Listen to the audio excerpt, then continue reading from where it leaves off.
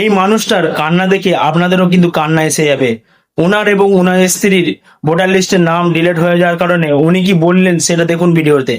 আমি অপরাধ করেছি, প্রতি বছর ফেরত যাই। আমি একটা হাঁপানি রুগী, কুত্তার মতো ঘুরছি। আমরা সাধারণ মানুষ, আমরা কোনো পার্টির নেতা নয়, কোনো নয়, কোনো পুলিশ অফিসার নয়, কেউ না, সাধারণ মানুষ খেটে খাই, প্রতি বছর ফেরত যায়।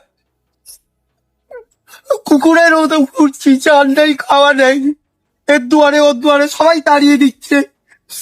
আমার স্ত্রী তাহলে কি ভারতবর্ষের নাগরিক নয়? 2002 আছে, 2025 আছে, সবে আছে। পৌরসভা, লোকসভা, বিধানসভা সবেতে ভোট দেওয়া হয়। হ্যাঁ, চুরি করে নিয়ে চলে গেছে ভাঙড়ে। যেখানেই যাচ্ছি সব ভগবানের দুয়ারে বলছে কি যে তোমার স্ত্রী করে নিয়ে চোখে নেই। আরে আমার স্ত্রী ভোটের নিয়ে কিছুই এনেনি, কিভাবে ভোট দিতে হয় সেটা জিজ্ঞেস করে যায়। সমস্ত কাগজ ডকুমেন্টস আমার কাছে, কুত্তার মতো ঘুরছি।